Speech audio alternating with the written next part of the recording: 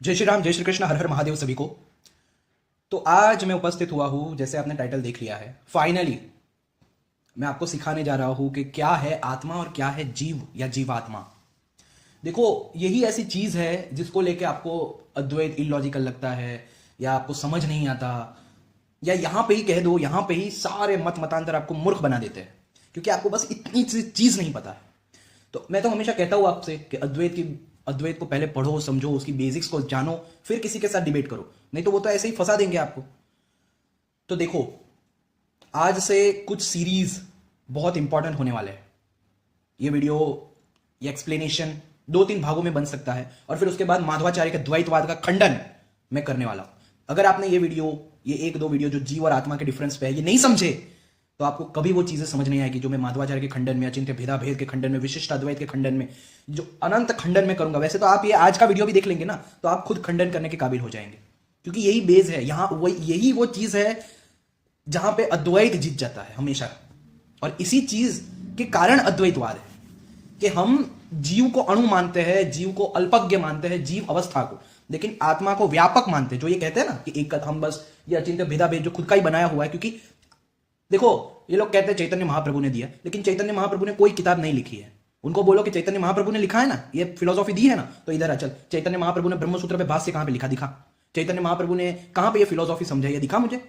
और ये लोग खुद की चैतन्य चरित्र अमृत जो इनके ही सेक्टर ने लिखी है वो दिखाते हैं, लेकिन पूरी शंकराचार्य, भविष्य पुराण, ये सब लोग कहते हैं चैतन्य महाप्रभु सदा अद्वैतवादी ही रहे, उन्होंने कोई फिलोसॉफी दी ही नहीं है। और इनका जो ये बलदेव भूषण है जो कहता है कि भाई इन्होंने लिखा है, तो बलदेव विद्याभूषण की टाइमलाइन देख लीजिए, ये आए हैं अभी 18 सेंचुरी में। सोचो, 18 सेंचुरी में ये कुछ भी लिख देते हैं और हमें बस मान लेना है, जो कि शास्त्रों के विरुद्ध है, क्योंकि शास्त्रों में बताया गया है आत्मा व्यापक है, गीता में भी बताया गया है। और इसको मैं भगवत गीता से, उपनिषदों से, भागवत पुराण से, विष्णु पुराण से, आत्मबोध से, हर प्रकार से प्रूव कर सकता हूं। और अगर आपने ये सीक्रेट समझ लिया, जान लिया अच्छे से, तो वादा दिलाता हूं कि कोई आपको परास्त नहीं कर पाएगा, कोई आपको भटका नहीं पाएगा। आप सभी की चालाकी समझ जाएंगे, जो भी अलग अलग वाद है वो कहां पे आपको फंसा रहे हैं ना, वो चालाकी आप समझ जाएंगे अगर आपने ये 2-3 वीडियो की जो सीरीज है वो अच्छे से हर एक चीज को समझा तो। क्योंकि बार बार मैं एकत्व दिखाऊंगा तो बार बार ये अपने यही बात करेंगे कि भाई यहां पे एकत्व यानी वो लक्षण से एकत्व, क्वालिटी वाइज एकत्व, क्वांटिटी वाइज नहीं। बस ये इंटरप्रिटेशन खुद का फालतू इंटरप्रिटेशन करेंगे, शास्त्रों में तो ऐसा लिखा नहीं होता, लेकिन खुद का फालतू इंटरप्रिटेशन करेंगे और आपको लगेगा हाँ यार सही बोल रहा है, क्योंकि आपको यही लगता है कि आत्मा अणु है, जबकि आत्मा अणु नहीं है। अचिंत्य भेदाभेद बिल्कुल लॉजिकल लगता है, क्यों? क्योंकि आपको अज्ञानता है कि आत्मा अणु है, ये आप में अज्ञानता है, इसलिए वो लोग इस बात का फायदा उठा के आपको हरा देते हैं, क्योंकि आपने कभी अद्वैत सीखा ही नहीं है अच्छे से, इसलिए तो हार जाते हो आप लोग। तो आज और ये 2-3 वीडियो बहुत इंपॉर्टेंट है, क्योंकि मैं स्वयं सिखाऊंगा शास्त्रों से प्रमाण दिखा दिखा के कि क्या है आत्मा की व्याख्या और क्या है जीव या जीव आत्मा की व्याख्या। आत्मा को जब जीव भाव प्राप्त होता है, जो कि आत्मा को प्राप्त नहीं होता, अविद्या लगती है मन को। ये लोग तो इतने बेवकूफ है, बताते हैं कि आत्मा तो अविकारी है, ब्रह्म को अगर अविद्या लग गई, माया लग गई, तो तो माया बड़ी हो गई। मतलब इतने अज्ञानी है, इनको इतना बेसिक तक नहीं पता कि अविद्या और विद्या दोनों मन को लगती है, मन को। और इसीलिए शास्त्रों में मन एवं मनुष्याणाम कारणम बंध मोक्षयो, कि मन ही मनुष्य के बंधन और मोक्ष का कारण है, ये ऐसे ही नहीं कहा गया, क्योंकि अज्ञानता लगी है मन को, और वो भी उसकी ही इच्छा से उसने धारण किया है। ये हमें उपनिषदों में और गीता में भी प्राप्त होता है। गीता में स्वयं कृष्ण कहता है ना कि मैं योग माया से स्वयं को छुपा लेता हूं, तो हम भी इनको सेम तर्क दे सकते हैं कि योग माया इतनी पावरफुल है कि कृष्ण को छुपा दिया, ओ हो। तो देखो इनके तर्क ऐसे होते हैं, तो आप भी उन्हें उसी के तर्क से हरा सकते हो, क्योंकि ये चाइल्डिश लोग हैं। अगर आपने ये चीजें नहीं सीखी, ये मैं कुछ जो वीडियोस अभी सिखाने वाला हूं इसमें सब अद्वैत का, अगर आपने ये चीजें नहीं सीखी तो आप बेवकूफ बनते रहेंगे, फिर मुझे मत बोलना। लेकिन अगर आपने ये चीज सीख ली, ये समझ आप में आ गई आत्मा और जीव को लेके, तो आप अकेले ही उनको हरा सकते हो, और जितने भी आए ना ऐसे ही मुंह बंद कर दोगे। अगर आपके पास ये ब्रह्मास्त्र आ गया, समझ लो इस बात को। तो चलो शुरू करते हैं। भगवत गीता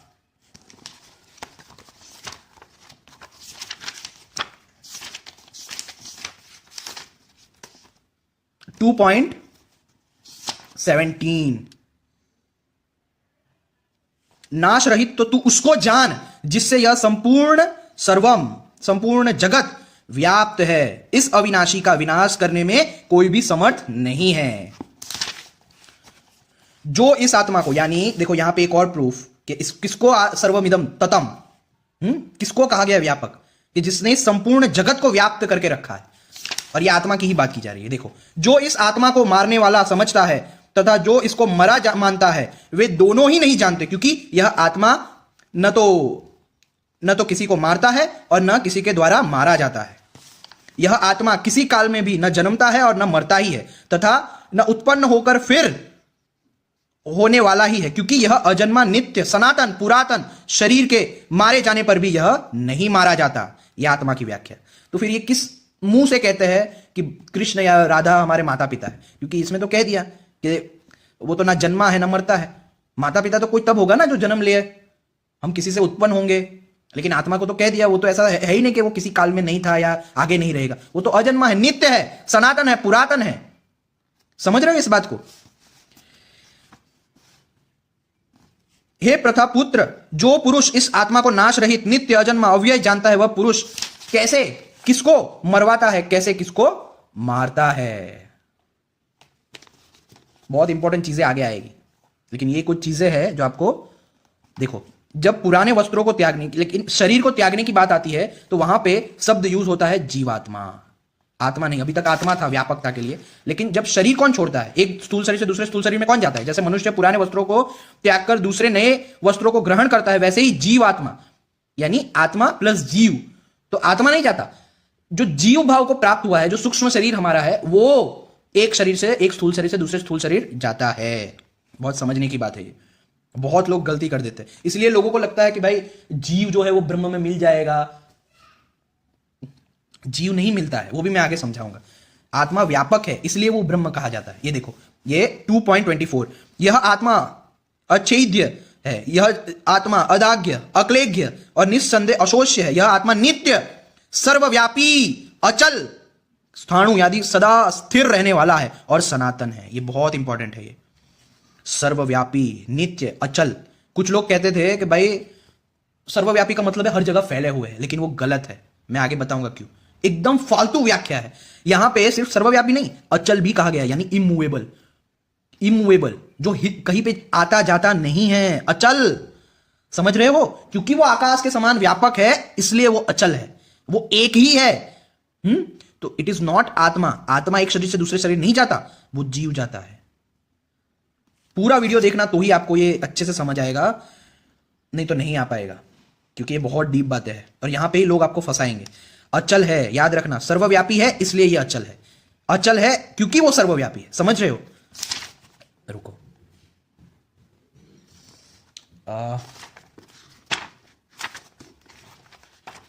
इसको अच्छे से अगर आपने समझ लिया ना, फिर आपको डिबेट में कोई नहीं हरा पाएगा और फिर आपको कभी अद्वैत इलॉजिकल नहीं लगेगा, यकीन मानो।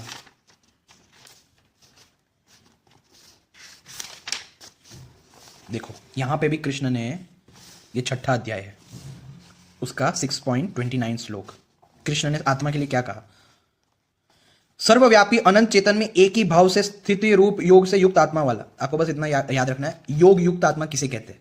योग युक्त आत्मा वाला, सब में समभाव से देखने वाला योगी, आत्मा को संपूर्ण भूतों में स्थित और संपूर्ण भूतों को आत्मा में कल्पित देखता है। आत्मानम सर्वभूतस्थम च सर्वभूतानि आत्मनि। यहां पे भी आत्मा की व्याख्या समझ रहे हो आप, कि वो व्यापक है, जिसके अंदर समस्त भूत यानी ये जितने भी जीव है वो स्थित है, और समस्त जीव के अंदर वो है, क्योंकि वो आकाश के समान व्यापक है। जैसे बहुत सारे घड़े हैं, तो आकाश घड़ों के बाहर भी है और घड़ों के अंदर भी है, उसी प्रकार। और उसके बाद ही जो ये देखो 6.30 में कहते हैं, जो पुरुष संपूर्ण भूतों में सबके आत्म रूप मुझ वासुदेव को ही व्यापक देखता है और संपूर्ण भूतों को मुझ वासुदेव के अंतर्गत देखता है, उसके लिए मैं अदृश्य नहीं होता और वह मेरे लिए अदृश्य नहीं होता।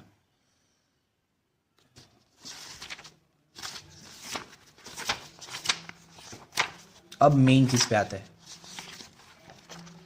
जीव और आत्मा का भेद। अब आपको साफ साफ पता चल जाएगा, साफ साफ। जब मैं पुराणों पे आऊंगा ना तो और बेहतर तरीके से। अभी तो मैंने कुछ समझाना शुरू ही नहीं किया, ऐसा समझ लो। देखो, आत्मा के लिए कृष्ण क्या कहते हैं? कृष्ण जब आत्मा की बात करते हैं तो क्या कहते हैं? ये है 10.20, अहम आत्मा गुणाकेश। आत्मा को तो कहते हैं वो मैं हूं। हे अर्जुन, मैं सब भूतों के हृदय में स्थित सबका आत्मा हूं तथा संपूर्ण भूतों का आदि, मध्य और अंत भी मैं ही हूं। तो आत्मा के लिए तो कृष्ण ने कहा मैं स्वयं हूं, लेकिन जीव के लिए क्या कहेंगे? अब ये देखना, जीव को हमेशा अंश बताया गया, तो ये जानबूझकर ये दुष्ट लोग आपको जीव वाला श्लोक दिखाते रहेंगे और जीव वाले श्लोक से क्या करने की कोशिश करेंगे कि ये जीव तुम हो, तो तुम अंश हो, तुम अणु हो। आत्मा को तो कृष्ण ने स्वयं कहा वो मैं हूं, अहम आत्मा। लेकिन जीव के लिए देखो क्या कहा, ये देखो गीता में कितना, इसलिए मैंने कहा था जिसने एक ग्रंथ भी ठीक से पढ़ा होगा ना वो आराम से आत्मा और जीव शब्द का भेद समझ जाएगा। लेकिन लोग ठीक से पढ़ते नहीं है, और ऐसे दुष्ट लोग तो हमेशा रहते ही है जो आपको गुमराह करने के लिए तैयार बैठे हैं, भगवान के नाम पे धंधा करने के लिए। देखो आत्मा के लिए कृष्ण क्या कहते हैं, 15वां अध्याय 7वां श्लोक, इस देह में यह सनातन जीव भूतः मेरा ही अंश है, इन प्रकृति में स्थित मन और पांचों इंद्रियों को आकर्षण करता है। तो आपको यहां पे एक और चीज, यहां पे एक और हिंट आपको मिलेगी। जीव का क्या काम, क्या है, मन और पांचों इंद्रियों को आकर्षित करना। लेकिन आत्मा के लिए तो क्या कहा है कि वो तो साक्षी मात्र है। तो इससे भी पता चलता है कि जीव और आत्मा अलग है। कृष्ण ने आत्मा के लिए क्या कहा, अहम आत्मा। लेकिन जीव के लिए क्या कहा, जीव क्या है, अंश। समझ रहे हो? अभी कुछ लोग कहेंगे कि यहां पे तो जीव लोग, जीव सनातन अंश है। इसका मतलब ये नहीं है कि सनातन अंश है, इसका मतलब ये बिल्कुल नहीं है। इसका मतलब यह, इस देह में यह सनातन जीवात्मा मेरा ही अंश है। जो सनातन यानी जो आत्मा के स्वरूप में सनातन है, यानी इस तरह से समझो कि लहरें हैं और मैं कह रहा हूं कि ये जो लहर का फॉर्म है ना, ये तो अंश रूप दिख रहा है, लेकिन ये जो पानी है, पानी के व्यू पॉइंट से ये सनातन है। तो ये जो जीव है, जीव का जो स्वरूप है, जीव भूतः, ये सनातन नहीं है, ये आवरण है, अंश रूप है। लेकिन वो सनातन है अपनी आत्मा अवस्था में, अपनी आत्मा की दृष्टि से, क्योंकि आत्मा का कभी अंत नहीं होता, वो व्यापक है। देखो इसका यहां पे भी देखो, ये इन लोगों ने कहा है। और ये अंश का मतलब ऐसा भी नहीं, देखो यहां पे भी आपको एक हंसी वाली बात बताता हूं। ये लोग कहते हैं ना we are the part and parcel, part and parcel, part and parcel. वो जीव के लिए है, आत्मा के लिए नहीं है, वो बात तो आप समझ गए। लेकिन पार्ट एंड पार्सल का ऐसा भी मतलब नहीं है कि भाई कृष्ण ऊपर बैठे हैं और उनके सभी पार्ट यहां वहां घूम रहे हैं। अरे इनकी फिलोसॉफी इलॉजिकल है और लाफेबल है। आपको हंसना चाहिए इनकी फिलोसॉफी देख के कि अच्छा हम पार्ट एंड पार्सल है, तो यानी ऊपर गोलोक में तो कोई रहता नहीं होगा, क्योंकि उसके सारे पार्ट्स तो यहां वहां घूम रहे हैं। आधे पार्ट्स उस ब्रह्मांड में, आधे पार्ट्स उस ब्रह्मांड में। भगवान ने अपना आधा आधा पार्ट सबको पार्सल, अलग अलग ग्रह को पार्सल में दे दिया है। देखो इनकी फिलोसॉफी इलॉजिकल है, नॉट अद्वैता। देखो यहां पे इसका भी मतलब समझाया है कि अंश का भी किस तरह से अंश है। क्या ऐसा है कि वो ऊपर बैठा है और उसके ए चल आधे पार्ट मेरे उधर जा, आधे उस ब्रह्मांड में, चलो स्प्रिंकल करता हूं मैं आधे आधे पार्ट्स को, उस तरह से अंश नहीं है। जैसे विभाग रहित स्थित हुआ भी महाकाश घटों में पृथक पृथक भांति प्रतीत होता है, वैसे ही सब भूतों में एक ही रूप से स्थित हुआ भी परमात्मा पृथक पृथक भांति प्रतीत होता है। इसी से देह में स्थित जीवात्मा को भगवान ने अपना सनातन अंश कहा है। यानी अंश भी किस तरह, वो व्यापक है लेकिन आवरण में फंस गया है जीव, इसीलिए तो जीव भाव एक आवरण है। देखो अब इसको मैं इनके जो टॉप मोस्ट श्रीमद् भागवतम है ना, इससे दिखाता हूं मैं। श्रीमद् भागवतम द्वितीय खंड, द्वादश खंड, 5वां अध्याय, उसका 5वां श्लोक। सब आंसर है, सब आंसर है, ऐसा कोई क्वेश्चन नहीं है जिसका आंसर अद्वैत के पास ना हो। जीव भाव एक आवरण है, ये देखो वो अंश भी है, तो किस तरह अंश है, ऐसा नहीं कि भगवान कोई ऊपर बैठा है, तो वो तो सबसे लाफेबल फिलोसॉफी है। तो मतलब गोलोक में तो कोई है ही नहीं, क्योंकि उसके सारे पार्ट तो यहां वहां हर ब्रह्मांड में घूम रहे हैं। बेवकूफ लोग। देखो जैसे घड़ा फूट जाने पर आकाश पहले की ही भांति अखंड रहता है, परंतु घटाकाशता की निवृत्ति हो जाने से लोगों को ऐसा प्रतीत होता है कि वह महाकाश से मिल गया, वास्तव में तो वह मिला हुआ ही था। वैसे ही देवपात हो जाने पर ऐसा मालूम पड़ता है मानो जीव ब्रह्म हो गया, वास्तव में तो वह ब्रह्म था ही, उसकी अब्रह्मता तो प्रतीति मात्र थी। यहां पे कैसा एग्जाम्पल दिया आप समझ रहे हो? घड़ा यानी पॉट, उसके अंदर भी आकाश यानी स्पेस होता है, उसके बाहर भी स्पेस आकाश होता है। तो वो जो सर्वव्यापक स्पेस है वो ब्रह्म है। यानी यहां पे भी समझा है ब्रह्म कोई ऊपर बैठा व्यक्ति नहीं है, वो सर्वव्यापक आकाश की तरह है। और वो जीव भाव क्या है, वो कोई ऐसा भी नहीं है कि ऊपर बैठा है तो उसके पार्ट यहां वहां घूम रहे हैं, ऐसा भी नहीं है। पार्ट इसलिए है, अंश इस प्रकार से है कि घड़ा जैसे घड़े के अंदर जो आकाश हो तो उसको क्या कहेंगे, वो अलग नहीं हुआ है, वो एक ही है, वो पूरा आकाश अनडिवाइडेड है। लेकिन व्यावहारिक रूप से ऐसा लगता है कि वो अलग हो गया। मान लो वो घड़े के अंदर जो आकाश है उसमें जान आ गई और वो सोच रहा है अरे मेरा अस्तित्व तो सिर्फ ये घड़े के अंदर ही है। समझ रहे हो? तो इस प्रकार से वो अंश के समान है। लेकिन जैसे ही ये आवरण हट जाता है यानी जीव भाव हट जाता है, तो ये सबको मूर्ख बनाता है कि जीव जाके विलीन हो जाएगा ऊपर या आत्मा जाके विलीन हो जाएगी। ऐसा कुछ नहीं है मानता अद्वैत। अद्वैत मानता है कि आत्मा तो व्यापक ही है, हम व्यापक ही है, लेकिन ये पंचकोश, ये 3 शरीर के कारण हम खुद को आवरण में पाते हैं। ये आवरण हट जाते हैं ना तो हम खुद को ब्रह्म रूप में अनुभव करते हैं। समझ रहे हो आप? उसकी अब्रह्मता तो प्रतीति मात्र थी, देखो लोगों को ऐसा प्रतीत होता है कि वह महाकाश से मिल गया, वास्तव में तो वह मिला हुआ ही था, वास्तव में मिला हुआ ही था। ऐसा नहीं है कि हम अलग हो गए, समझ रहे हो? इसलिए तो ब्रह्म व्यापक है, हम उनसे अलग हो ही नहीं सकते। ब्रह्म ज्योति कोई ऊपर होती तो भाई यहाँ पे तो ब्रह्म को व्यापक कहा गया है, उसमें सब ओत प्रोत ऐसा कहा गया है। तो कुछ भी अपने मतलब निकालना बंद करो। और ये देखो यहाँ पे जीव को अलग बता दिया, जीव यहाँ पे कहा है जीव अंश है, वास्तव में मिला हुआ ही था वैसे ही देखो, जीव ब्रह्म हो गया। लेकिन यहां पे वास्तव में माया ही जीव के संसार चक्र में पड़ने का कारण है। देखो यहां पे भी आत्मा की व्यापकता कहेंगे, ये देखना ध्यान से। स्वयं प्रकाश आत्मा का नाश नहीं होता, क्योंकि वह कार्य और कारण, व्यक्त और अव्यक्त सबसे परे, वह आकाश के समान, आकाश के समान सबका आधार है, नित्य और निश्चल है, वह अनंत ही है। सचमुच आत्मा की उपमा आत्मा ही है। समझ रहे हो? इसमें भी आत्मा को क्या कहा? आकाश के समान सब, यानी अंडरलाइंग रियलिटी। अभी तो मैं और समझाऊंगा, चिंता मत करो, धीरे धीरे समझ में आएगा, धीरे धीरे। लेकिन अगर ये चीज समझ आ गई ना तो आप खुद ही कोई एक बोलेंगे अरे देखो इसने ये बोल दिया, ये कर दिया। अरे सब बेवकूफ बना रहे अपने वीडियोस में, सबके वीडियो में देख चुका हूं, एकदम चाइल्डिश से भी थर्ड क्लास वीडियो है, बच्चा भी हंसेगा इन पे कि इतने फालतू। क्योंकि बस आपको पता नहीं है ना, प्रॉब्लम ये है आपको बेसिक्स नहीं पता, इसलिए ये लोग मूर्ख बना देते हैं। बेसिक्स को अच्छे से समझो और पढ़ो। मैं इसीलिए कहता हूं कि पहले खुद पढ़ो। हाँ, पढ़ोगे नहीं तो कैसे पता चलेगा? देखो यहां पे 13वां अध्याय 32 श्लोक 32वां। जिस प्रकार सर्वत्र व्याप्त आकाश सूक्ष्म होने के कारण लिप्त नहीं होता, वैसे ही देह में सर्वत्र स्थित आत्मा लिप्त नहीं होता। देख रहे हो? आकाश की तरह उसको व्यापक बताया।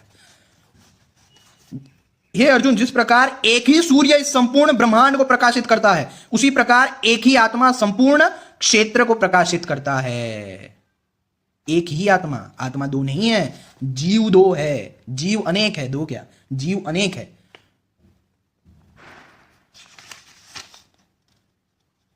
देखो यहां पे मुक्ति का कैसा मार्ग बताया कृष्ण ने। इस प्रकार क्षेत्र और क्षेत्रज्ञ के भेद को तथा कार्य सहित प्रकृति से मुक्त होने को जो पुरुष ज्ञान नेत्रों द्वारा, किसके द्वारा? ज्ञान नेत्रों द्वारा तत्व से जानते हैं, वे महात्मा जन परम यान्ति, परम तत्व को प्राप्त होते हैं।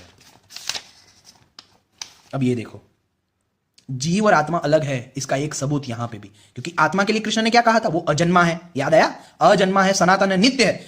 लेकिन यहां पे देखो जीव के लिए भूत शब्द भी यूज होता है, इसलिए मैंने कहा था आपसे कि भूत और ये सब उत्पन्न होता है, फिर उससे वो लोग बताते हैं हमारे तो वो माता पिता है। अरे भाई, ये भूत शब्द जीव के लिए है, अगर इसको उससे जोड़ दोगे तो तुम अपने ही बात को खंडन कर दोगे कि आत्मा को तो अजन्मा कहा गया, नित्य और सनातन कहा गया है, फिर उसका जन्म कैसे होगा? तो यहां पे मानना पड़ेगा कि एक ये जीव भाव जन्म लेता है। यहां पे वही कृष्ण कह रहे हैं 14.3 में, हे अर्जुन, मेरी महद ब्रह्म। कितने लोग इसको अनुवाद तो इसको ब्रह्म दिखा के मूर्ख बनाते हैं। महद ब्रह्म का मतलब होता है मूल प्रकृति, वेदांत में भी कहा गया है इस बात को।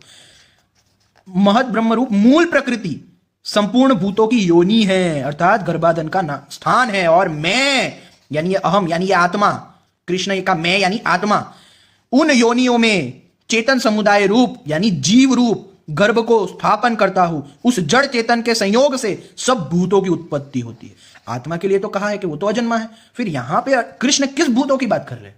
लगाओ दिमाग, है ना? अब समझ आ रहा है? ये है जीव की बात। इसे ही सांख्य दर्शन में भी समझाया गया है कि पुरुष और प्रकृति, जब मतलब सांख्य दर्शन पढ़ लेना, वो लोग भी पुरुष को निराकार और आत्मा मानते। प्रकृति के साथ जब संयोग होते तो सबसे पहले महत तत्व उत्पन्न होता है, उस महत तत्व से अहंकार उत्पन्न होता है, और उससे फिर लिंग शरीर, यानी जिसे हम सूक्ष्म शरीर कहते हैं, सांख्य में उसे लिंग शरीर कहा गया। लिंग शरीर उत्पन्न होते हैं और वो अविद्या को प्राप्त हुए होते हैं। लिंग शरीर ही अविद्या का कारण है, अरे अविद्या ही लिंग शरीर का कारण है। और फिर वो प्रकृति के 3 गुणों में फंसे रहता है, जब तक अपने आप को पुरुष रूप में यानी आत्मा रूप में अनुभव नहीं करते, तब तक कैवल्य को यानी मुक्ति को प्राप्त नहीं होते। यहां पे देखो, तो ये जो भूत है, ये जीव है, उसकी उत्पत्ति होती है। अब समझ आ रहा है धीरे धीरे? तो यहां जहां जहां भूत आता है वहां वहां आत्मा को मत ले लेना, क्योंकि आत्मा को तो अजन्मा कहा है। यहां पे तो कृष्ण कह रहे हैं कि सारे भूतों की उत्पत्ति होती है। अब पता चला जीव और आत्मा का कितना बड़ा डिफरेंस है, कितना बड़ा। और इसी पे पूरा अद्वैत टिका है, अद्वैत का बेस है ये। अगर यही नहीं समझे ना तो कोई भी बेवकूफ बना देगा। मैं आज भी देखता हूं कितने नियो अद्वैती जिनको अद्वैत समझ में नहीं आया, गलती से बोल देते ये है ना आत्मा हमारी, जैसे बूंद ओशन में मिल जाता है वैसे आत्मा ब्रह्म में मिल जाएगी। वो सबसे बड़े बेवकूफ है। आराम से द्वैतवादी लोग उनको हरा देंगे, क्योंकि ऐसे लोग मूर्ख है, ऐसा मानने वाले मूर्ख है। ऐसे ही लोगों के कारण अद्वैत बदनाम है कि जिसको अद्वैत समझ ही नहीं आता और वो कुछ भी बोलता है, we will merge, we will merge. अरे आत्मा मर्ज नहीं होती, क्योंकि वो व्यापक है, वो सर्वव्यापक है। उसको क्या मर्ज करोगे तुम, और कैसे मर्ज करोगे? उसको तो सनातन कहा गया है। जीव मर्ज होता है, गधे, जीव, सूक्ष्म शरीर मर्ज होता है वो, और वो भी मर्ज यानी उसका आवरण हट जाता है। ऐसे लोगों के कारण अद्वैत बदनाम है, क्योंकि ये लोग को खुद पता होता नहीं है और बकवास करने आ जाते हैं नियो अद्वैतींस। अब देखो ये बात मैं, शंकराचार्य ने भी आत्मा और जीव को अलग माना है, ये शंकर पंचकम है। फिर विष्णु पुराण से भी दिखाऊंगा, सब दिखाऊंगा, चिंता मत करो। इसमें अपरोक्ष अनुभूति, तत्वबोध, आत्मबोध, मणिरत्नमाला, भज गोविंदम सब है इनकी कृतियां। तो इनके जो मैंने इसलिए कहा था कि सबसे पहले अद्वैत को जानना है तो आत्मबोध और तत्वबोध पढ़ो अच्छे से। आप लोग पढ़ते हो नहीं, डिबेट करने चल, अरे क्या कुछ आता ही नहीं है, क्या डिबेट करोगे? पहले पढ़ो तो सही, फिर देखो कौन है जिसकी औकात हो आपको डिबेट में हराने की। अद्वैत कभी हार ही नहीं सकता, बस गलतफहमी के कारण हार सकता है, अज्ञानता के कारण हार सकता है, बाकी उसको हराने का कोई तरीका नहीं। देखो आत्मबोध में 13 श्लोक देखो। पंच कर्मेंद्रिया, पंच ज्ञानेन्द्रिया, पंच प्राण, मन और बुद्धि ये अपंचीकृत पंच महाभूतों से उत्पन्न हुए हैं। इन सभी को मिलाकर सूक्ष्म शरीर कहा गया है, जो भोग का साधन है। समझ आया सूक्ष्म शरीर किसे कहा गया है? वो रुको, मेन चीज तो अभी मैं बताता हूं आपको। देखो, अविद्या, अनिर्वचनीय अविद्या कारण उपाधि है, उपाधि कहलाती है। पूर्वोक्त तीनों उपाधियों से भिन्न आत्मा का निश्चय करे। कैसा है आत्मा? तो आकाशवत एक अखंड आत्म तत्व, उपाधि वसात, उपाधियों के कारण भिन्न भिन्न प्रतीत होता है, जो मैंने अभी आपको भागवतम में भी बताया कि उसको भी आकाशवत, आत्मा को आकाशवत कहा गया है। मूर्ख है वो लोग जो आत्मा को अणु अणु बता रहे हैं।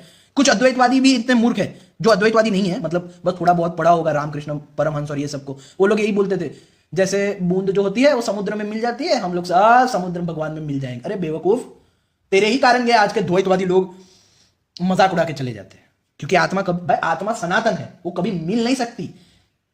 आत्मा को ब्रह्म इसलिए कहा गया क्योंकि वो व्यापक है। इतनी सी बात समझ में नहीं आती लोगों को, मैं क्या बोलूं, कितने अज्ञानी हो गए लोग, थक जाता हूं मैं तो।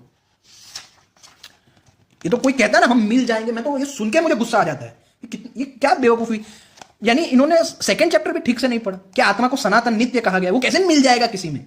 वो जीव मिल जाता है, जीव, पागल।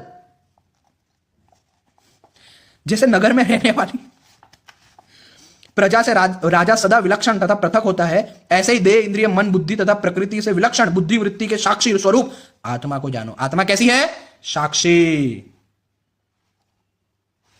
जैसे बादल के दौड़ने पर चंद्रमा दौड़ता सा दिखाई पड़ता है, ऐसे ही इंद्रियों के व्यापार युक्त हो जाने पर अविवेकियों को आत्मा व्यापार वाला सा प्रतीत होता है।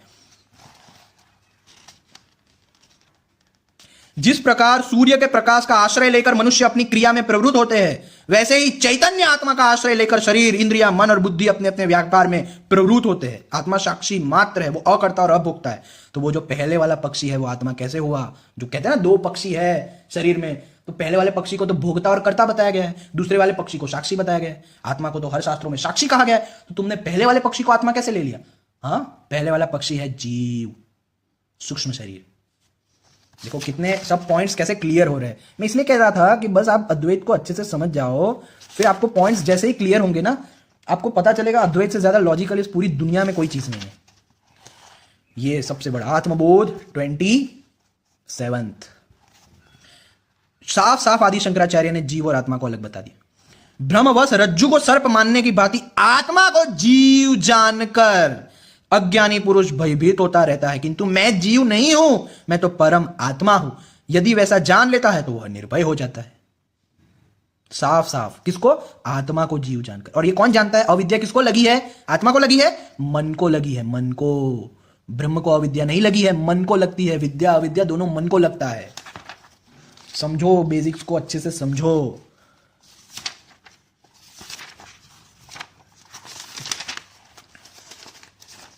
नेक्स्ट वाले वीडियो में मैं उपनिषदों से ये सब बातें बताऊंगा, प्रूव करूंगा। 48 यह संपूर्ण जगत आत्मेव इदम जगत सर्व।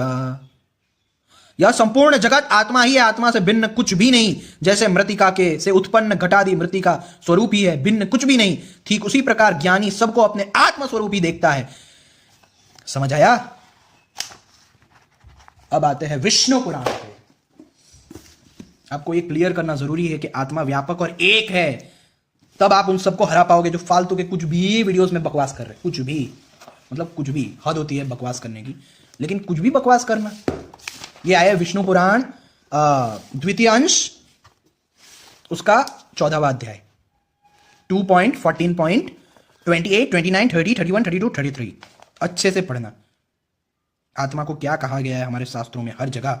अतः हे राजन, निस्संदेह ये सब श्रेय ही है, यानी परमार्थ नहीं। अब जो परमार्थ है वह मैं संक्षेप से सुनाता हूं, श्रवण करो। आत्मा एक। कितने लोग तो सर्वव्यापक का अर्थ ये ले लेते हैं कि जीव हर जगह फैले हैं ना, इसलिए सर्वव्यापक है। तो ऐसे जो नपुंसक झूठे लोग हैं, ऐसे ही मुंह बंद करने के लिए वहां पे अचल शब्द भी यूज किया कि अचल है, आत्मा अचल है क्योंकि वो व्यापक है, इसलिए इमूवेबल है। और यहां पे एक शब्द भी यूज किया क्योंकि इन्हें पता होगा कि आगे कुछ ऐसे भी नीच नपुंसक धंधेबाज होंगे जो व्यापक का मतलब लेंगे कि हर जगह जीव फैले हुए हैं ना, इसलिए व्यापक है। तो इसलिए यहां पे एको भी लिख दिया। ये देखो, एको व्यापी समः शुद्धो निर्गुणः प्रकृते परः, और आत्मा ही लिखा है। हाँ, तो उसका भी बहाना मत देना इस्कॉन के कुत्तों। एको व्यापी, वो एक व्यापक है, एक ही है आत्मा। समझ आया? अतः हे राजन, अरे मैं कहा था, आत्मा एक व्यापक समः शुद्ध निर्गुण और प्रकृति से परे है। वह जन्म वृद्धि आदि से रहित सर्वव्यापी है और अव्यय है। हे राजन, वह परम ज्ञानमय है। असत नाम और जाति आदि से उस सर्वव्यापक का संयोग न कभी हुआ है, न है और न होगा। वह अपने और अन्य प्राणियों के शरीर में विद्यमान रहते हुए भी एक ही है। बेटा जयतु वैष्णव धर्म बहुत उड़ रहा था ना, तू कुछ भी व्याख्या दे रहा था कि सर्वव्यापी का मतलब यह है क्योंकि जीव हर जगह फैले हुए हैं इसलिए अरे नपुंसक, अरे ऊपर बैठे जैसे तुझ जैसा अज्ञानी उन्होंने कभी देखा नहीं। एक ही है, विद्यमान रहते हुए भी एक ही है। ये व्यापक का मतलब ऐसे लिख दे के जीव फैले हुए हैं इसलिए व्यापक है। मैं अपनी हंसी नहीं रोक पा रहा था कि इतने मूर्ख लोग भी हो सकते हैं, इतना बेवकूफ इंसान भी कोई हो सकता है। मैं ऐसा सोच रहा था वो वीडियो सुनते वक्त। इस प्रकार जो विशेष ज्ञान है वही परमार्थ है। द्वैत भावना वाले पुरुष तो अपरमार्थदर्शी है। जिस प्रकार अभिन्न भाव से व्याप्त एक ही वायु के बांसुरी के छिद्रों के भेद से सड़क आदि भेद होते हैं, उसी प्रकार एक ही परमात्मा के देवता मनुष्य आदि अनेक भेद प्रतीत होते हैं। प्रतीत एक रूप आत्मा के जो नाना भेद है वे बाह्य देहादि के कर्म प्रवृत्ति के कारण ही हुए हैं। देवादि शरीरों के भेद का निराकरण हो जाने पर वह नहीं रहता। उसकी स्थिति तो अविद्या के आवरण तक ही है। ये सब आवरण है। समझ आया किस तरह से हमारे मेटाफिजिकली सब समझाया गया है, लेकिन कुछ दुष्ट लोगों ने किस प्रकार उसे कर दिया है, ये देखने वाली बात है। एक और चीज जो बहुत उछल रहा था, हम वैष्णव लोग ऐसे सोचते हैं कि जीव हर जगह फैले हुए हैं ना, इसलिए वो व्यापक। अरे वहां पे अचल शब्द नहीं दिख रहा था तुझे नमूने? वहां पे अचल शब्द नहीं दिख रहा था तुझे उसी श्लोक में? तेरे प्रभुपाद ने तो अचल शब्द का मीनिंग जड़ लिख दिया। इतना बेवकूफ इंसान था वो। गालियां मत खिला। समझ आया? मैंने तुझ जैसों को रिप्लाई इसलिए नहीं करता क्योंकि उसमें रिप्लाई जैसा कुछ था ही नहीं। मैं हंस रहा था, मैं बोल रहा था ये देखो ये तो कॉमेडी की है इसने अपने वीडियो में। द्वितीय अंश 2.16.22 सॉरी, हाँ नहीं एक मिनट, हाँ 22, 23, 24, 25, 26, 27 अच्छे से पढ़ना है। आत्मा व्यापक है इसलिए वो कहीं आता जाता, इसलिए उसे अचल कहा गया, एको कहा गया। समझ रहे हो? हाँ, ये कितना जरूरी था ये समझना, सोचो। नहीं तो अद्वैत समझ ही नहीं आ सकता था। इतना इंपॉर्टेंट है या नहीं ये टॉपिक? और तुमने जो पूछा कि आप कहां रहने वाले हैं, कहां जा रहे हैं तथा कहां से आए हैं, सो इन तीनों के विषय में मेरा मत सुनो। आत्मा सर्वगत है क्योंकि यह आकाश के समान व्यापक है। आकाश के समान, ऐसे नहीं हर जगह फैले हुए हैं जीव इसलिए वो व्यापक। पागल कहीं का कुछ भी बोलता है। आकाश के समान व्यापक है। अतः कहां से आए हो, कहां रहते हो और कहां जाओगे, यह कथन भी कैसे सार्थक हो सकता है? मैं तो ना कहीं जाता हूं ना आता हूं। क्यों? क्योंकि अचल कहा गया। याद करो गीता का वो श्लोक, अचलो अयम सनातन। याद करो, एक एक चीज को मन में बिठाओ तब चीजें समझ आएगी। या पढ़ के भूल जाओगे तो कुछ समझ नहीं आएगा। फिर फिलोसॉफी में आने का कोई मतलब नहीं है। चाइल्डिशनेस में जाओ। बहुत सारे चाइल्डिश लोग पढ़े ही है हमारे यहाँ, बाइबल वाले, कुरान वाले, इस्कॉन वाले, उसी में रहो। तुम्हारा स्पिरिचुअलिटी में कोई काम नहीं। तुम जैसे लोग स्पिरिचुअलिटी को दूषित ही करेंगे। उससे अच्छा जाओ बच्चों के साथ खेलो, बाइबल कुरान और इस्कॉन वालों के में रहो, खेलो उनके साथ। कहां से आए? मैं तो ना कहीं आता हूं ना जाता हूं और ना किसी एक स्थान पर रहता हूं। समझ रहे हो? वस्तुतः तू नहीं, अन्य नहीं, मैं नहीं। आत्मा कहीं आती जाती नहीं क्योंकि वो आकाश के समान व्यापक है। तो ये विष्णु पुराण से भी बता दिया। अभी तो बहुत है, कहा ना मेरे पास इतने सबूत है। मैं वीडियो इतने लंबे बनाता हूं, अगर कोई मेरे अच्छे से वीडियो समझे ना तो कोई भी किसी के भी वीडियो से गुमराह नहीं हो सकता। लेकिन मैं देखता हूं कितने लोग मुझे कहते हैं कि इसका आंसर, अरे पहले देखो तो सही कि इसने जो एक्सपोज लिखा है बस ऐसे ही लिख दिया है, उसमें एक्सपोज जैसा कुछ है भी सही कि बच्चों वाली फालतू बातें अपने प्रभुपाद के ट्रांसलेशन दिखाए हैं। हाँ, पहले वो तो देखो, एक्सपोज लिख देने से क्या एक्सपोज हो जाता है? मैं दुखी हूं कुछ कुछ लोगों से, इसलिए मुझे आज मैंने सोचा कि मैं बेज़ी लोगों को समझा देता हूं कि वो लोग खुद ही समझदार हो जाए और खुद ही खंडन करते हो जाए। ये देखो, अष्टावक्र गीता पे भी हम आते हैं। अष्टावक्र गीता,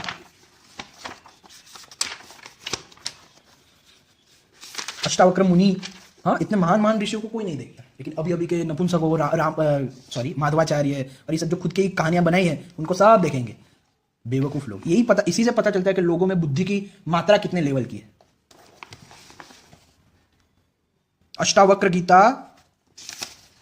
पहला प्रकरण यानी पहला अध्याय 1.10। जिस अधिष्ठान आत्मा में, क्या अधिष्ठान आत्मा, अंडरलाइंग रियलिटी, यह संपूर्ण विश्व रज्जु में सर्प के समान कल्पित होकर दिख रहा है, वह आनंद परमानंद बोध स्वरूप तुम ही हो, अतः सुखी हो जाओ। फिर आत्मा तो साक्षी, विभू, पूर्ण, अद्वितीय, मुक्त, चेतन, निष्क्रिय, असंग, निष्प्रय एवं शांत है। वह ब्रह्म से ही संसारी मालूम पड़ता है।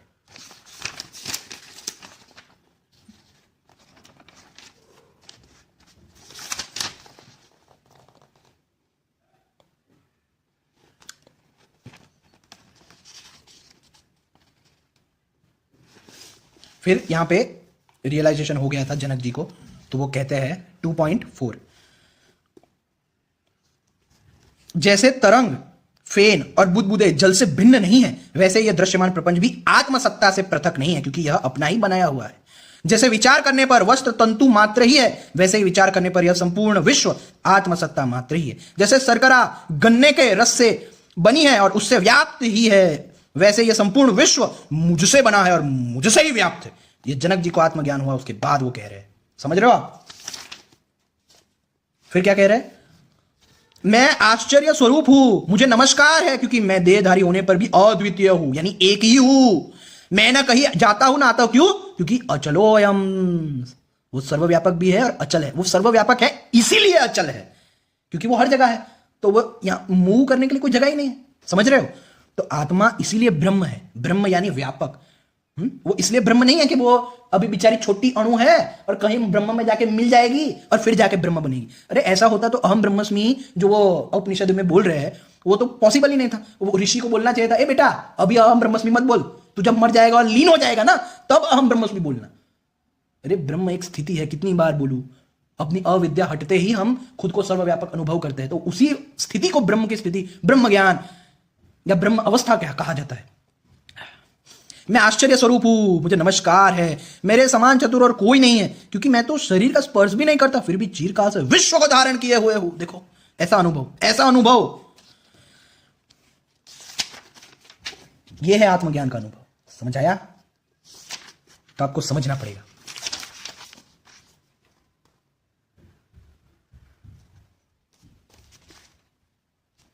आश्चर्य है, मुझ अनंत महासमुद्र में जब चित्त रूपी वायु चलने लगती है, तब झटपट बहुत से दृश्य पदार्थों की तरंगें उठने लगती है। मुझ अनंत महासमुद्र में जब चित्त रूपी वायु शांत हो जाती है, तब जीव रूपी व्यापारी के दुर्भाग्य से यह संसार रूपी जहाज थर कर नष्ट हो जाता है। बड़े आश्चर्य की बात है कि मुझ अनंत महासमुद्र में, क्योंकि ये तो आत्मज्ञान की अवस्था है, जनक जी ने माना आत्मा तो व्यापक है और ये जो जीव है वो अणु है और वो मूवेबल है, वो अचल नहीं है, वो एक शरीर से दूसरे शरीर जाते रहते हैं। बहुत सी जीव रूपी तरंगे स्वभाव से ही उठती है, वे आपस में टकराती है और लहराती है और विलीन हो जाती है। कौन विलीन होता है? जीव, नॉट द आत्मा। आत्मा व्यापक है, ये अपने आत्मज्ञान की ही अनुभूति कर रहे हैं यहां पे राजा जनक जी। अब आते हैं अवधूत गीता पे, जो दत्तात्रेय जी, देखो इन सब को कोई नहीं पढ़ता। हाँ, लोगों को अज्ञान में ही जीना है। लोगों ने ठान लिया कि हम अज्ञान ही रहेंगे क्योंकि हम कलयुग के दास है। तुम कृष्ण के दास नहीं हो, खुद को कृष्ण के दास बोलना बंद कर दो। समझ में आया? तुम कलयुग के दास हो, बेशर्मो, कलयुग के दास हो। कृष्ण का दास बोल के बेचारे कृष्ण की बेइज्जती मत करो, कलयुग के दास हो। अवधूत गीता 1.4, संपूर्ण ब्रह्मांड में सब कुछ एकमात्र आत्मा ही, आत्मैव केवलम सर्वम। इसमें भेद और तथा अभेद दोनों ही नहीं है। यह है अथवा नहीं है, यह मैं कैसे कहूं? वेदांत का सार तथा ज्ञान विज्ञान इतना ही है कि मैं स्वभाव से ही सर्वव्यापी निराकार आत्मा हूं। अहम आत्मा निराकार सर्वव्यापी स्वभावतः।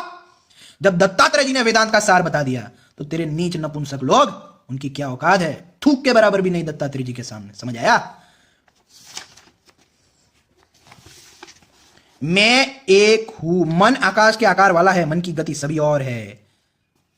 मैं एक हूं, यह दृश्यमान सर्वरूप भी मैं ही हूं। मैं आकाश से भी अतीत हूं और असीम हूं।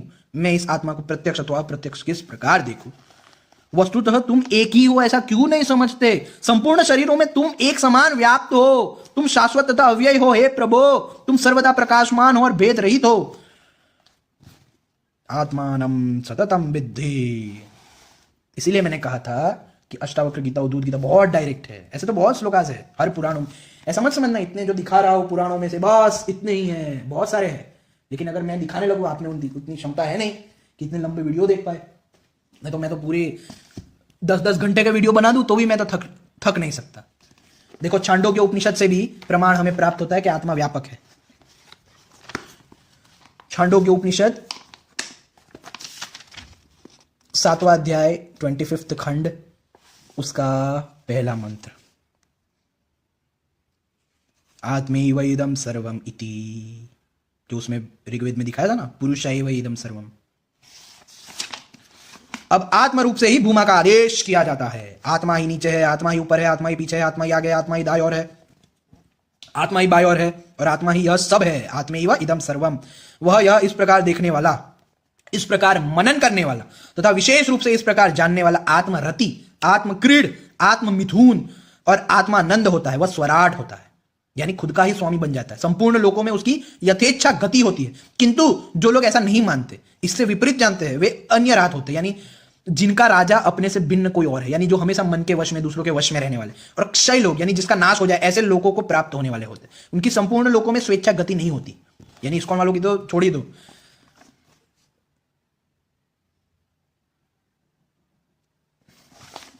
अब आए फिर से भागवतम पे।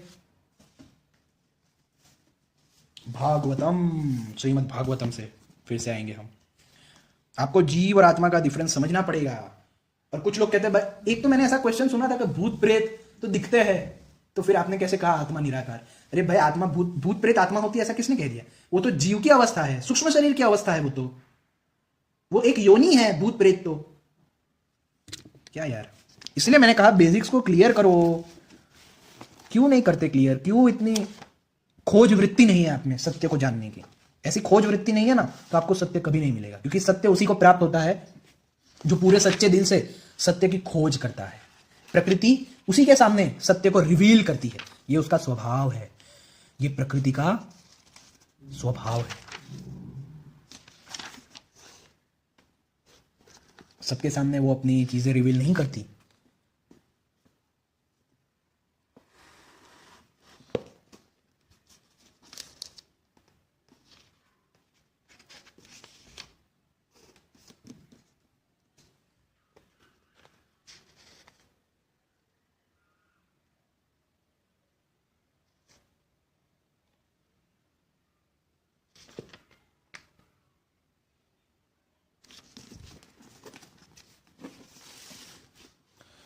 एकादश खंड 11 पॉइंट, हाँ 7वां अध्याय 11.7.42 यस 42। राजन, जितने भी घट मठ आदि पदार्थ है, वे चाहे चल हो या अचल, उनके कारण भिन्न भिन्न प्रतीत होने पर भी वास्तव में आकाश एक। आकाश एक। क्यों बार बार आत्मा को आकाश के साथ तुलना की जा रही है? सोचो। और अपरिच्छिन्न है, क्योंकि वो आकाश के समान व्यापक है। अपरिच्छिन्न ही है। वैसे ही चर और चर अचर जितने भी सूक्ष्म स्थूल शरीर है, सूक्ष्म और स्थूल, उनमें आत्मा रूप से सर्वत्र, किसके रूप से? आत्मा रूप से सर्वत्र स्थित होने के कारण ब्रह्म सभी में है। साधक को चाहिए कि सूत के मणियों में व्याप्त, सूत के समान आत्मा को अखंड और असंग रूप से देखे। वह इतना विस्तृत है कि उसकी तुलना कुछ कुछ आकाश से ही की जा सकती है। इतना व्यापक है वो। समझ रहे हो?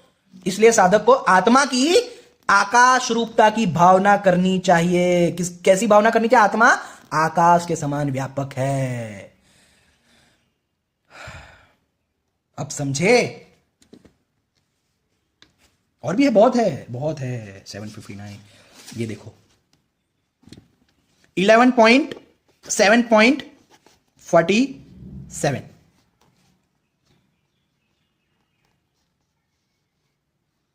वैसे ही सर्वव्यापक आत्मा भी अपनी माया से, आत्म मायाम, कहां गया यार, अपनी माया से रचे हुए कार्य कारण रूप जगत में व्याप्त होने के कारण उन उन वस्तुओं के नाम रूप से कोई संबंध न होने पर भी उनके रूप में प्रतीत होने लगता है। समझ आया? सब आंसर हमारे शास्त्रों में है, लेकिन कोई ठीक से पढ़े तो ना। आत्मा अणु है, हाँ, मिल जाएगी वो ब्रह्म में जाके। अरे ब्रह्म को व्यापक कहा गया, ब्रह्म को ऊपर बैठा व्यक्ति थोड़ी है कि वहां पे जाके चलो मिल जाएंगे। और पहली बात तो वो मिल क्यों जाएगी, उसे सनातन कहा गया है। जीव जीव भाव हमारा नष्ट हो जाता है, ये ईगो हमारा नष्ट, ये रॉन्ग आई, जो रॉन्ग आई है ना हमारा, जिसे ईगो, जिसे जीव जो कहा गया है, ये चला जाता है। समझने की कोशिश करो।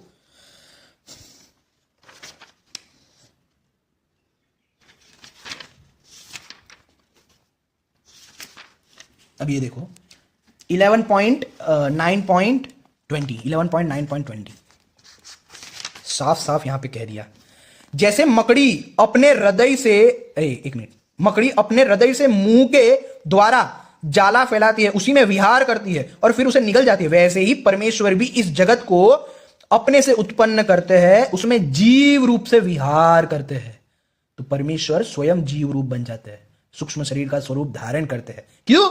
लीला करने के लिए जीव रूप से विहार करते हैं और फिर उसे अपने में लीन कर लेते हैं। तो लीन कौन हुआ? जीव। और परमेश्वर तो आत्मा है, परमेश्वर ही आत्मा है। उपनिषद, इसलिए मैं कहता हूं उपनिषद पढ़ो। उपनिषदों में डायरेक्टली आत्मा वर्ड यूज किया है परम तत्व के लिए। डर जाओगे पढ़ के कि हम तो कितने अज्ञानता में थे, कहानियों में फंसे थे, ये था वो था।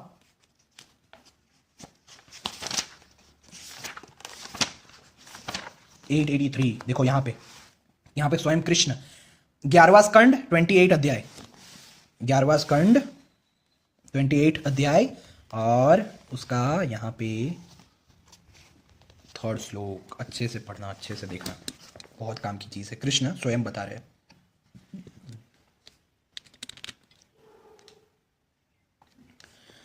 वैसे ही जब जीव अपने अद्वितीय आत्म स्वरूप को भूलकर, यहां पे भी बता दिया जीव और आत्मा अलग है, वैसे ही जब जीव अपने अद्वितीय आत्म स्वरूप को भूलकर नाना वस्तुओं का दर्शन करने लगता है, तब वह स्वप्न के समान झूठे दृश्यों में फंस जाता है अथवा मृत्यु के समान अज्ञान में लीन हो जाता है। उद्धव जी, जब द्वैत नाम की कोई वस्तु ही नहीं है, कृष्ण खुद कह रहे हैं, तब उसमें अमुक वस्तु भली और अमुक बुरी, अथवा इतनी बुरी भली और इतनी बुरी, यह प्रश्न ही नहीं उठ सकता। उद्धव जी, जो कुछ प्रत्यक्ष या परोक्ष वस्तु है वह आत्मा ही है, वही सर्वशक्तिमान भी है। जो कुछ विश्व सृष्टि प्रतीत हो रही है, इसका वह निमित्त कारण तो है ही, उपादान कारण भी है। अर्थात वही विश्व बनता है और वही विश्व वही बनाता भी है, वही रक्षक है और रक्षित भी वही है। ये देखो, सर्वात्मा भगवान ही इस संसार कहां गया, संसार करते हैं और जिसका संसार होता है वह भी वे ही है। अवश्य ही व्यवहार दृष्टि से देखने पर आत्मा इस विश्व से भिन्न है, परंतु आत्म दृष्टि से उसके अतिरिक्त और कोई वस्तु ही नहीं है। उसके अतिरिक्त जो कुछ प्रतीत हो रहा है उसका किसी भी प्रकार निर्वचन नहीं किया जा सकता। तो केवल और अनिर्वचनीय तो केवल आत्मस्वरूप ही है। देखो कितना, आत्मैव तदिदं विश्वम सृज्यते सृजति प्रभु।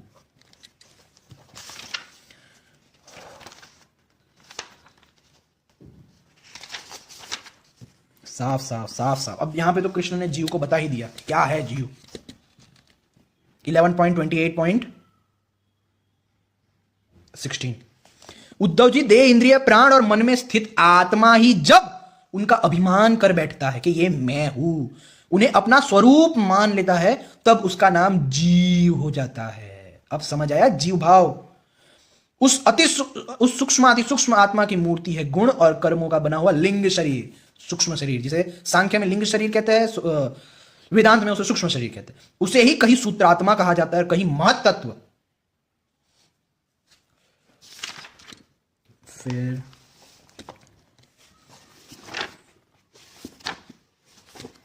देखो ये कितनी इंपॉर्टेंट चीज थी, इसलिए तो अद्वैत इलॉजिकल लगता है। और अचिंत्य भेदाभेद में आप लोग फंस जाते हैं, क्योंकि आप लोगों को लगता है आत्मा अणु है, बल्कि वो जीव है जो अणु है, जीव।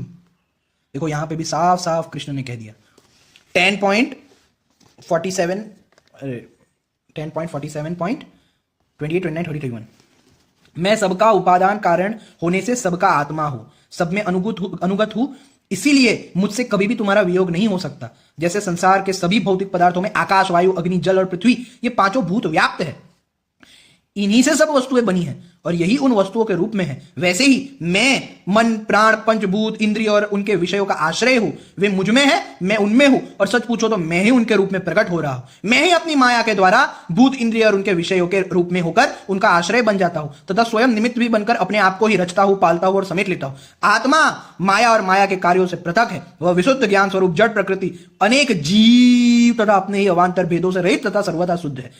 अनेक जीव, क्या आत्मा अलग, अनेक जीव तथा अपने ही अवान्तर भेदों से रहित सर्वथा शुद्ध है, कोई भी गुण उनका स्पर्श नहीं कर पाते। माया की तीन वृत्तियां हैं, सुषुप्ति, स्वप्न और जागृत, इनके द्वारा वही अखंड अनंत बोध स्वरूप आत्मा कभी प्राज्ञ, कभी तेजस और कभी विश्व रूप से प्रतीत होता है। ये विश्व रूप, ये मैंने बताया था मांडुक्य उपनिषद में, अच्छे से समझो। इसी विश्व रूप को सिंबॉलिकली विश्व रूप में समझाया जाता है, इसी विश्व रूप को, कि आत्मा एक्सपीरियंस, ये जो जागृत अवस्था में आत्मा ही स्वयं को एक्सपीरियंस करता है, इसलिए उसको विश्व रूप कहा जाता है। जागृत अवस्था में, स्वप्न अवस्था में तेजस और सुषुप्ति अवस्था में प्राज्ञ, और तुरीय अवस्था में, तुरीय अवस्था अपनी आत्मा की आत्मज्ञान की अवस्था है, without any identification with any of the three bodies. विश्व रूप यानी जब जागृत अवस्था होती है तब अपने आप को हम किसके साथ आइडेंटिफाई करते हैं? स्थूल शरीर से।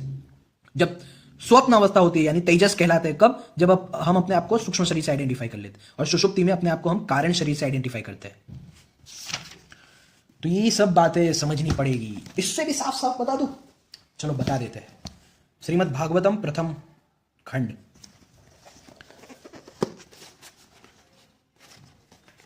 नाइन्टी वन 1.3.27 नहीं सॉरी 29, एक मिनट, 30 प्राकृत स्वरूप रहित चिन्मय भगवान का जो यह स्थूल जगदाकार रूप है, यह उनकी माया के महत आदि गुणों से भगवान में ही कल्पित है। जैसे बादल वायु के आश्रय रहते हैं और गुसरपना धूल में होता है, परंतु अल्प बुद्धि मनुष्य बादलों का आकाश में और गुसरपने का वायु में आरोप करते हैं, वैसे ही अविवेकी पुरुष सबके साक्षी आत्मा में स्थूल दृश्य रूप जगत का आरोप करते हैं। इस स्थूल रूप से परे भगवान का एक सूक्ष्म अव्यक्त रूप है, जो न तो स्थूल की तरह आकार आदि गुणों वाला है और न देखने सुनने में ही आ सकता है, वही सूक्ष्म शरीर है। आत्मा का आरोप या प्रवेश होने से यही जीव कहलाता है। कौन? सूक्ष्म शरीर जीव कहलाता है, और इसी का बार बार जन्म होता है। ऊपर युक्त सूक्ष्म और स्थूल शरीर से स्थूल शरीर अविद्या से ही आत्मा में आरोपित है। जिस अवस्था में आत्म स्वरूप के ज्ञान से यह आरोप दूर हो जाता है, उसी समय ब्रह्म का साक्षात्कार होता है। तत्वज्ञानी लोग जानते हैं कि जिस समय यह बुद्धि रूपा परमेश्वर की माया निवृत्त हो जाती है, उस समय जीव परमानंदमय हो जाता है।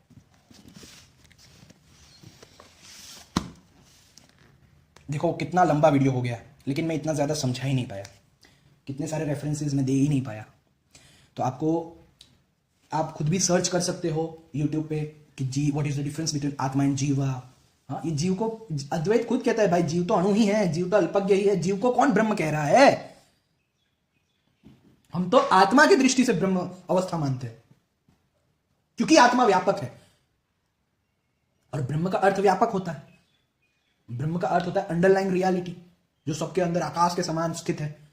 तो आत्मा वैसी है, इसलिए आत्मा ब्रह्म है। वो कोई मिल जाएगी वहां पे जाके तब ब्रह्म हो जाएगी, ऐसा कभी नहीं कहता अद्वैत। इसलिए मैंने कहा अद्वैत को ठीक से जानो, पढ़ो और समझो। तो दूसरा पार्ट भी इसका दिखना, ये बहुत जानने समझने की चीज है, तब आपको अच्छे से अद्वैत समझ आएगा। नहीं तो ऐसे ही लोग मूर्ख बनाते रहेंगे, जीव को आत्मा दिखा दिखा के, क्योंकि जीव को तो कहा ही गया है ना, वो बालों के इतने काट करो तो उतना उसका रूप है, ऐसा इतना उसकी साइज है, वो जीव के लिए है, उसकी कौन मना कर रहा है? लेकिन हम जीव थोड़ी है पागल, हम तो आत्मा है। तो अब से जो भी इस्कॉन से डिबेट हो, ये हो, अरे वो लोग तो बहुत नीचे गिर चुके हैं। वो उनके सामने कोई डिबेट नहीं कहलाती। रियल डिबेट तो बुद्धिस्टों के सामने होती है, पता है आपको। ये लोग तो बच्चे हैं, क्योंकि हम लोग शास्त्र नहीं पढ़ते, इसलिए हम लोग को लगता है अरे कितने ज्ञानी, ये लोग बहुत बच्चे हैं, सबसे बड़ा ज्ञानी है ये लोग। रियल डिबेट होती है बुद्धिस्ट लोगों के सामने, उनका ज्ञान बहुत ऊपर कक्षा का होता है। अगर बुद्धिस्टों के सामने ये इस्कॉन वाले आए ना, तो लात मार के वहां पे नरक में उनके प्रभुपाद के पास पहुंचा देंगे, उतनी ज्यादा ज्ञान की क्षमता होती है। ये अंबेडकर वाले बुद्धिज्म की बात नहीं कर रहा मैं, रियल बुद्धिज्म की बात कर रहा हूं। वो इतनी ज्यादा लॉजिक, इतना खतरनाक उनका तर्क वितर्क होता है कि इस्कॉन तो अपनी चोटी वहां का वहां कटवा देगा इस्कॉन के लोग। तो ये तो बच्चे हैं, रियल डिबेट होती है बुद्धिस्ट लोगों से। ये क्या बोलूं अभी, ये तो कक्षा, ये पैर की धूल के भी बराबर नहीं आते इस्कॉन वाले, इतने ज्यादा अज्ञानी है। इसलिए मैं कहता हूं आप खुद पढ़ो, समझो, बहुत अच्छे से आपको समझ आ जाएगा। बस आपको जीव और आत्मा के बीच का डिफरेंस समझना है। तो ये सीरीज को मिस मत करना, क्योंकि ये 2 सीरीज में मैं आत्मा और जीव को समझाऊंगा ना, उसके बाद 2 series in the sense 2 video में, फिर उसके बाद मैं माध्वाचार्य का खंडन करने वाला, इतना बुरी तरीके से खंडन करूंगा। वो जो 2 पक्षी पे उछलता है ना, वो 2 पक्षी इतनी ईजी है इसका खंडन करना, एक छोटा लॉलीपॉप खाता बच्चा भी इनका खंडन कर दे, इतना ईजी है। उसका मैं खंडन करूंगा, तब देख लेना कौन सही है कौन गलत है, सबको अपनी अपनी औकात पता चल जाएगी। तो जय श्री राम, जय श्री कृष्ण, हर हर महादेव।